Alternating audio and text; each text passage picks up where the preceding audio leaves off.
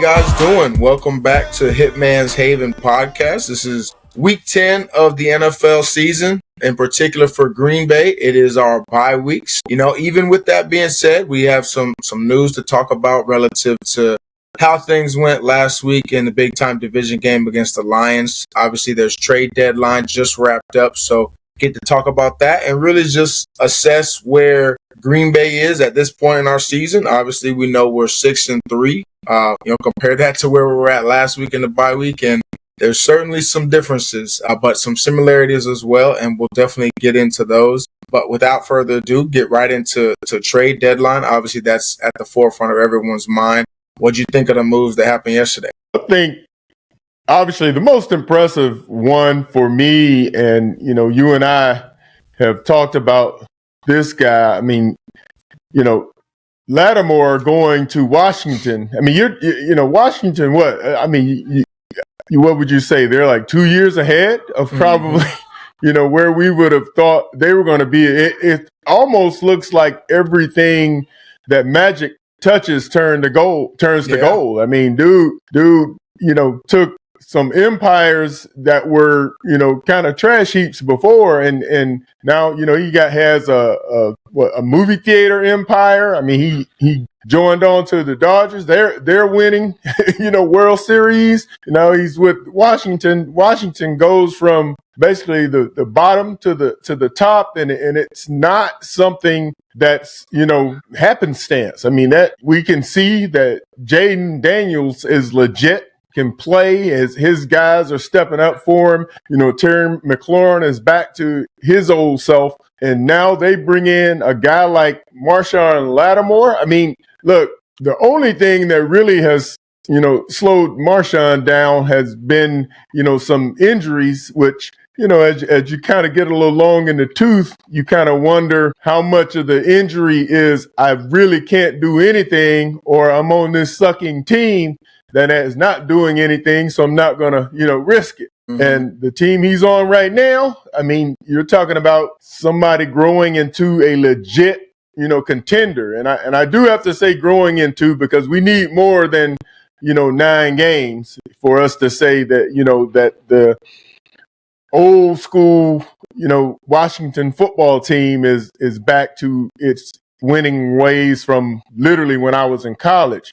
So, he's the most impressive one. I think the one that was the most obvious was, Mike Williams. I mean, he as soon as Tay signed with the Jets, I mean, he was out of there. It was just kind of, okay, where and when, is this gonna happen? But, obviously the one that is the most personal and direct is what happened with Preston and the Packers. And of course, when the word got out in terms of the fullness of what happened, he claims, and it was during his interview, I guess there when his introduction with the Steelers, he says that he's the one, asked for the trade. When I look at it, and I said this when I shared on X, that to me, it was a win-win for both the Packers and Preston. Now, I really didn't understand how he was going to fit necessarily with the Steelers, other than that, it puts him back into a scheme that he's comfortable with. But when you look at who they have on the field, I mean, what is he will certainly just be a situational rusher, because he's not at this point in his career an upgrade over either of the top two guys. And quite frankly, the two reserve guys are doing pretty well this year. So, I mean, it's totally a situational rusher type situation. And, beyond that, it's almost like they were doing the Packers a favor. I mean, it's a salary dump. I mean, that's pretty much about as simple as you can get. I mean, was there something that I'm missing, that you see there? I don't believe so. I think, the Packers are just thankful that they were able to do this without having to give compensation in order to get the Steelers to take on that deal. For the Steelers, I guess, maybe it works out because they have Russell Wilson, a big time quarterback, on a minimum deal. They have Justin Fields on a lower level deal. So I guess, maybe you have the flexibility to do some things that other teams don't when your quarterback situation is the way theirs is. And like you said, he's situational at best. Now, is he a good situational piece to give you maybe some quality 20 to 25 snaps in a game? As a guy who has a ton of experience, has performed at a high level at different parts of his career, sure, for the price that they're paying, I know that Green Bay is glad that they were willing to do it. So all in all, it seems like both sides were happy with it, and that's normally when trades get done. And people are saying, okay, well, Green Bay lost depth. The thing I look at it as is he wasn't performing to the level that Green Bay was used to or paying him to play at. And from that perspective, when he took snaps, that took snaps away from your high first-round pick in Lucas Van Ness, who you either trust him enough that he needs to have those snaps no matter what, or you need to get him in the game to develop. And to do so, Preston needed to get out of the way. And if Preston didn't feel comfortable in the defense, then that just adds another layer of why it makes even more sense. And Green Bay is certainly glad that it worked out. So, at the end of the day, if you're a Green Bay fan, you can't be mad at the deal. He was a nice part of the locker room. And when they were in the top of the Smith, sure, there was some high level production, but that's long been in the rearview mirror, and the price that they're paying him has actually gone up since then. So you certainly have to do what's best for business and for the future of the team and the development of the pass rushers that you do have. So I think it's a win on all sides, and we're in a better place moving forward this year and in the future. Yeah, and really to add to the Van Ness thing is something that we certainly have to find out. That guy was drafted way too high to not figure out can this guy be a little more impactful than what we're seeing right now. Actually, a lot more impactful. Yeah. But beyond that, Bowery is actually coming along pretty damn well. The guy has some awareness that the other edges so far haven't shown when it comes to playing both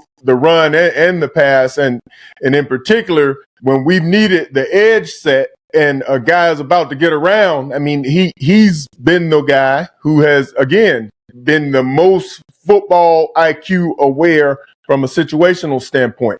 And then when you look at Mosby and Cox, I think we might have some dynamic guys who just couldn't get on the field. So, you get the older, long in the tooth guy out of the way, and then, we're able to move on, which pretty much brings us to where we are now. Like you said, at this exact same point in the season last year, we were 3-6 and people were, moaning, and now we're 6-3 and actually people are still moaning. I can't really buy into it. You and I, we certainly break down games in a much different manner than most, but at the same time, I don't know how you can look at this team and even understand the dynamics of what was going on throughout this particular season, what we've discovered in certain areas with this team, and we're 6-3, meaning we haven't come close to really playing the level that we can play. And I will go ahead and go out on a limb if nobody else won't and tell you that the most or the hardest team to beat right now in the National Football League is indeed the Detroit Lions.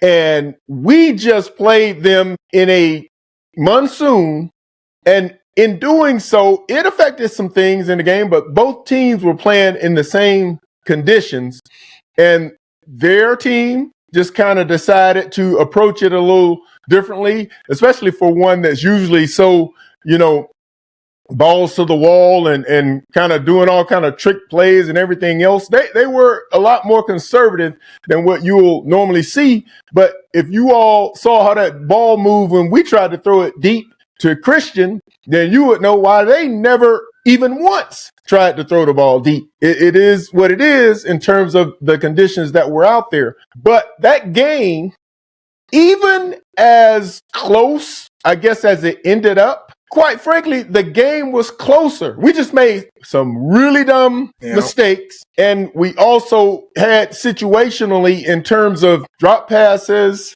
Obviously, and when I say mistakes, I'm more so talking about the penalties. That pass that Jordan threw, it was kind of one of those, oh, that's horrible. But at the same time, if you go back and look at the angle and see what he saw, you will see that it looked like he might be able to get it there, except for the fact that he could not see at all what was in front of Zach Tom. And because he couldn't, he ended up really messed up on that one, in one where you think, well, man, I wish he would have just held on to that one or thrown it, into the dirt. But, when you look at that game, man, what is there, something that you saw that made you think the Lions were so much better than the Packers? No, I don't believe so in any way. And I think if you're going to be frustrated with Green Bay, be frustrated that they've lost 3 games and no team has outplayed them in any of the 3 games. Be frustrated with the fact that we've basically only had, 58 and a half minutes of healthy Jordan Love. Since the last couple plays of the Eagles game, he's been dealing with the knee injury. And then when it looked like he might be coming out of that, it turned into a groin thing. And those are 2 injuries that can significantly impact, your play as a quarterback. I feel like we can't really judge that part of things on that significant of a scale. I mean, it kind of is what it is. I don't really know how folks want to proceed in terms of overreacting to that stuff. Do guys got to catch the ball? 100%. That's a massive part of it. There's no reason that we keep having an issue like that with guys who are able to get open, who are separating, who are talented enough, and we've seen all of them make the plays.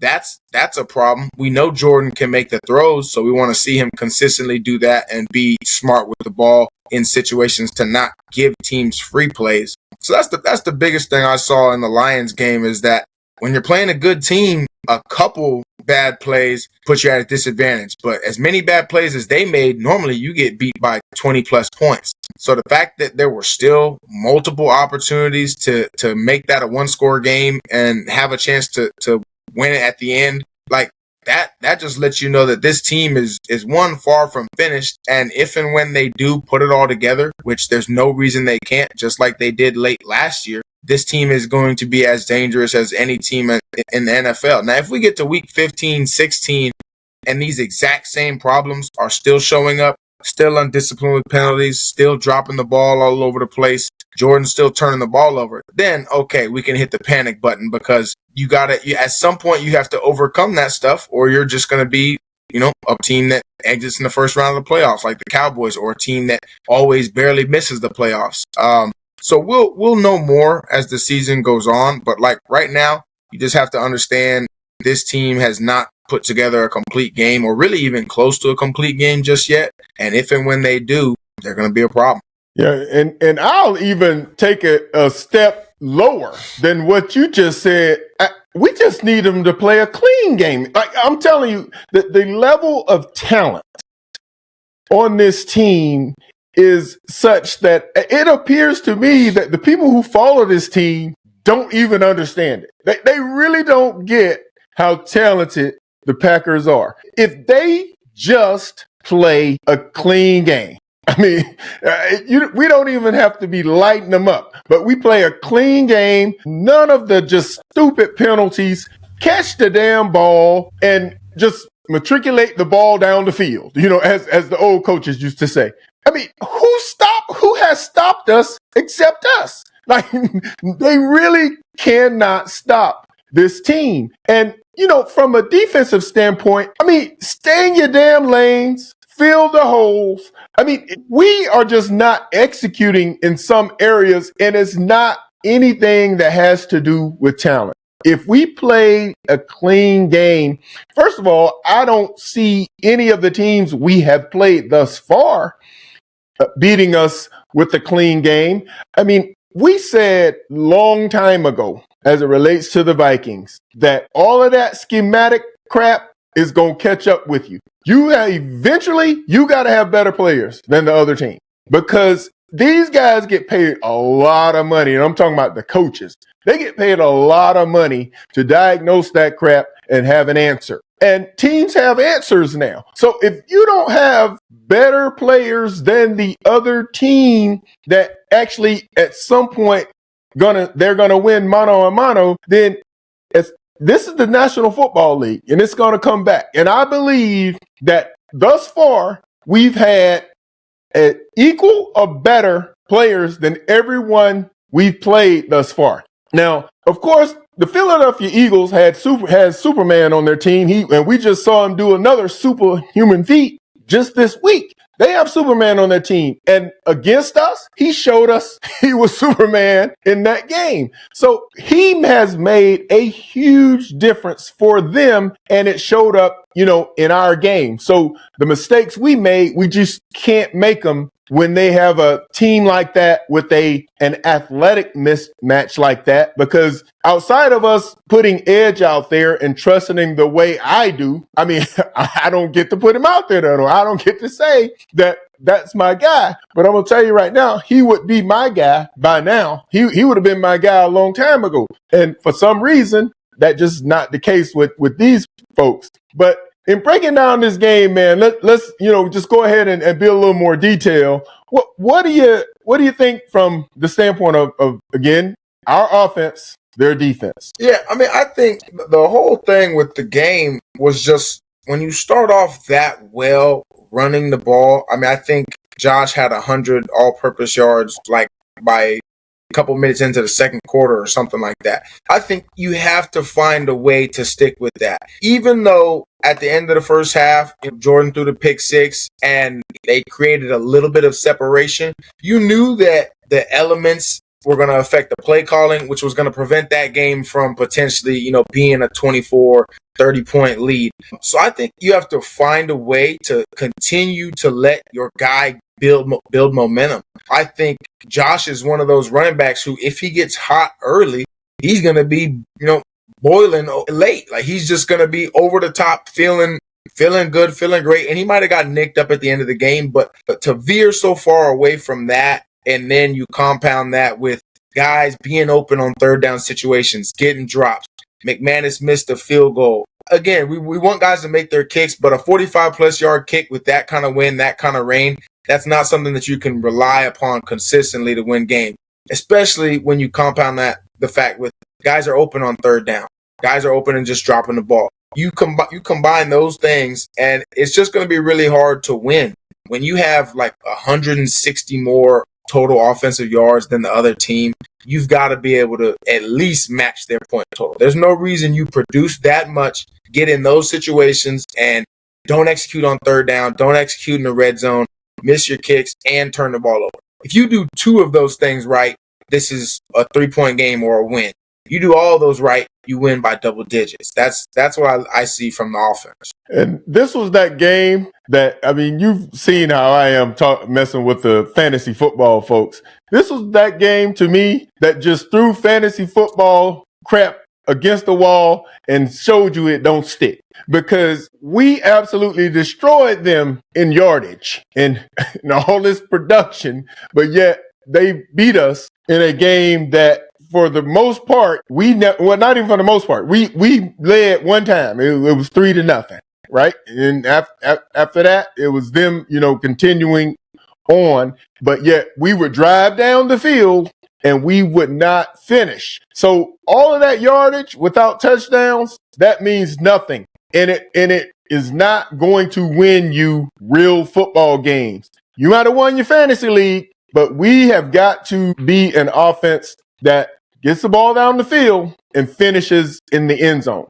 I've had, some kind of opinions on this, the rotation and kind of how things go. Look, I understand that we have a group of receivers, tight ends, running backs, and they appear to have some type of a pattern of rotation. I guess it's an interesting pattern, but you also need to be a coach who can call a game based upon the flow of the game and also the hot hand.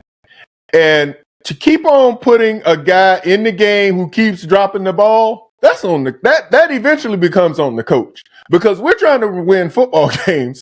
the last I checked. And you've got to do what needs to be done to win these games. And right now, however it is, they can work whatever they need to work to make sure, like I know you've mentioned it before, easy catches. Maybe you want to, run a little bubble, screen where he does that similar stuff to what Jaden does, and you kind of, help him kind of get going. But to keep doing the same thing and expecting a different result will get you what we just got Sunday, which is an L. So we have got to, I guess, from my standpoint of this offense, from top to bottom. So from coaches to players, everybody involved in how this offense produces need to do their 1/11th as it relates to the players. And then from the coaching standpoint, you're one of however many guys are in there with putting their heads together. We need to make sure we're getting this thing right, because this team is too talented to miss out on opportunities. Like I said, it's overblown to be kind of grinding your teeth about being 6-3 at this point in the season, knowing that every mistake that we can talk about is a correctable one. Now, going on the defensive side of the ball, anything stand out for you in the matchup based upon, Lions versus our guys? I think it didn't stand out in terms of like seeing isolated matchups, but I think we had gotten used to so many weeks of Evan playing high volume snaps, and he and X, just one of them is around the ball basically every play in some form or fashion. I think him not being on the field, it just didn't feel like the defense had the same type of energy and impact that they had when Evan is on. I know half of the games that he's started or gotten high volume in snaps, he's basically led the defense in tackles in those games. So that's part of it. He's just a guy who is around the ball, but it just didn't feel the same. It felt like when the Lions ran the ball, we weren't making contact until guys were 4 or 5, sometimes 10 plus yards down the field. I mean, it felt like for the most part, David Montgomery got what he wanted to get in this game, which isn't good. It felt like the Lions were like, we don't really have to pass. But when they did pass, it felt like guys were open. It felt like there wasn't a whole lot of, competition in terms of guys are blanketing coverage. Oh, they're making incredible catches. That really wasn't the case. And I think that was the biggest thing. Obviously, like I said, Evan was out.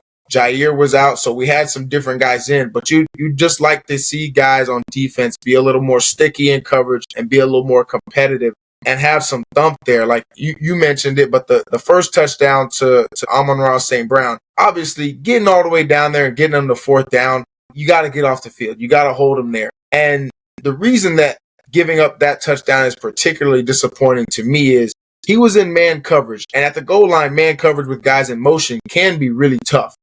Guys have two-way goes. You're one-on-one. There's a lot of space to operate. He ran a flat route and go. Now, in the open field, that could be a really tough play, right? Guy has 50 yards of space, and I'm expecting this flat to come right now. In the end zone, he doesn't have anywhere to go. So there's really nothing to bite on. If you're in man coverage, you're pressed up, and he fakes a flat. You're standing right in front of him. So I think that play was disappointing just because you're in position. You have a pretty favorable matchup given the fact that Amon-Ra is one of the slightest built receivers in the league in terms of, stature vertically. And we know Keyshawn's a great athlete. We know he can jump with him. That's not the problem.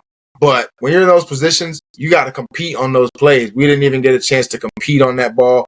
He catches it pretty easily. And then, now they score on 4th and goal, and they're up 7 points. That's a tough spot to be in. And I think, you compound that with the other things I was talking about just in the run game and the pass game.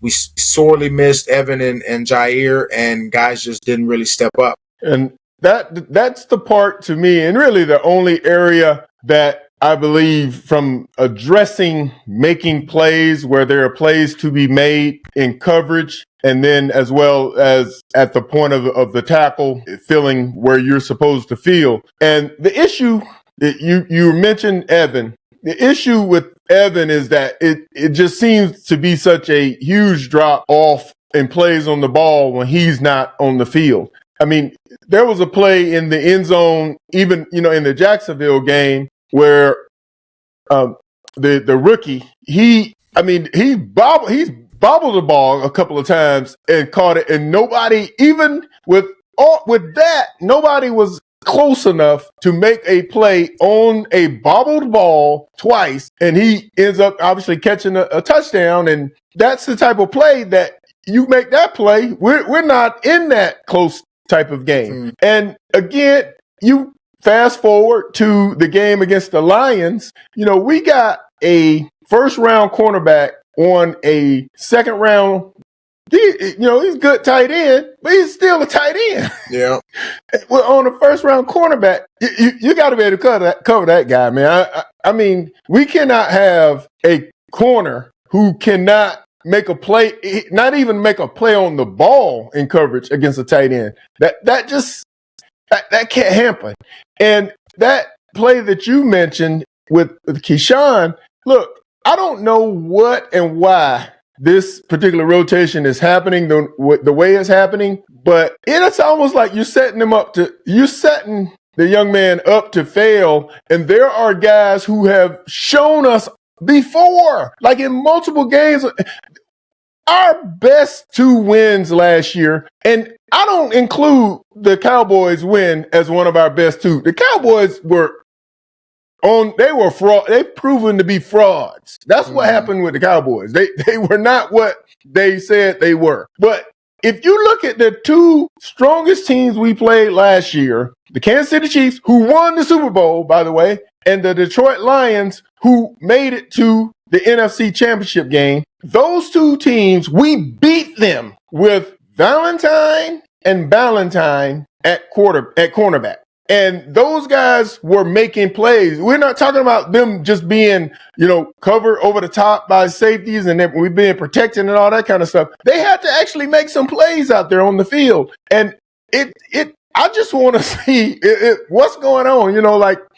Is something happening different than what we saw in the games in practice? Because right now, we really don't have a reliable second corner, it appears, if you're telling me that neither Valentine nor Ballantyne are trustworthy. And with the snaps they get, Valentine's not getting any, and then Ballantyne only seems to come in if somebody is not available. And then when they did put him in the one game right before he got hurt, after he got hurt, it seems they decided to bring him back more so playing special teams. So I think that's the area of concern for me in terms of moving forward, this team type of talent we have and going on the run that we are looking for them to be able to go on.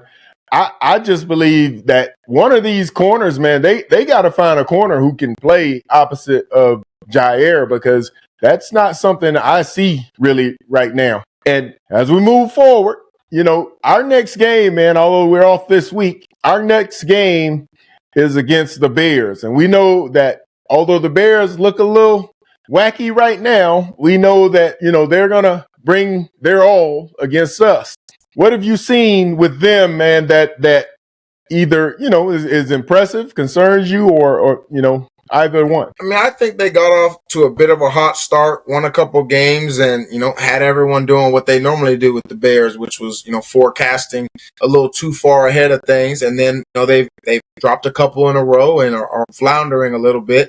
But I think we know they have talent. We know they have particularly some talent on defense at all 3 levels. They have guys who can make some plays and present some problems. I think on offense, you want to keep Caleb in the box that he's been in, which has been low efficiency if he's, forced to stay in the pocket, if you're able to get pressure on him. They've been trying to figure things out. They haven't been able to produce really well with the receivers who, obviously come as a highly touted group, one being a first round pick and the other 2 being Pro Bowl receivers who have done it at a high level for quite a while. But I think you just want to keep them in the box that they've been in. I think, if you don't let Caleb get to that improvising, throwing on the run, directing guys down the field, if you don't let him get to that, it seems like they struggle a little bit. Swift is obviously dynamic when he's able to get on the perimeter and in the passing game.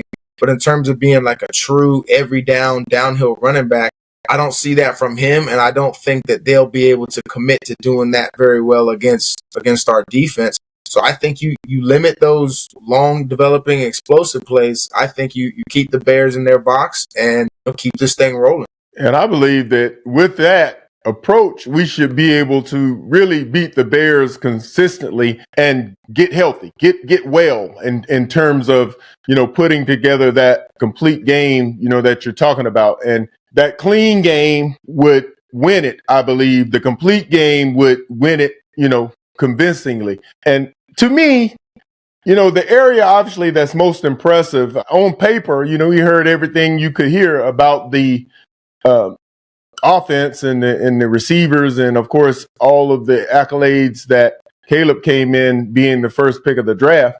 But they don't have a receiver outside of yards or whatever. They don't have a receiver that's really in the box of our top three in terms of what we've done to impact games. So we are we're putting the ball in the end zone with the receivers. We're getting first downs. I mean, we're making more impactful plays than those guys are making. But the impressive part is the defense. And the defense is it's kind of, to me, it's one of those smart, not super athletic, defenses. They have an athletic guy at the Mike position. But when you look at the secondary is almost a duplicate of the way the Detroit Lions are built. In other words, they want to get the hands on you. They really want to maul you up the field. Jalen, I will say, is on a different level than those Lions corners because his short area quickness and his ability to cover you as long as you're not running up the field is on a far different level than those Lions guys is. They panic no matter if it's a short area or up the field. They really need the front four to get to people. But I think that there are some holes in that defense just the same way because of that lack of the real high top end athleticism. When you start going from, our 1 to 2 to 3 to 4, receiving threat on the field, I think we have an advantage there. And of course, if Jordan does his thing the way that we know he can, then that's going to open up for those linebackers to have to deal with Josh and even Kraft, for that matter. So, I think this is one, man, that we need to go out there and go ahead and get back in the running of this NFC North with it. I think, going into this bye week, you get guys healthy. Guys are able to, recalibrate, rest a little bit. They've, for the most part, been in Green Bay every day, except for going to Brazil since end of July with training camp and things like that. So I think they have a well-timed bye week.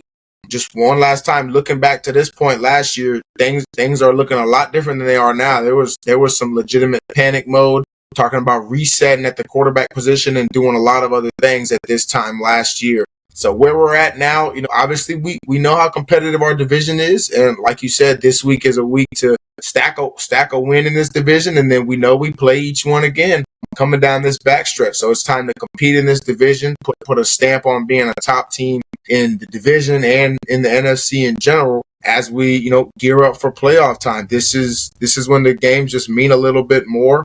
You have this time off to rest and do whatever you need to do so that when we come back next week, we are, hitting the ground running and we're ready to go.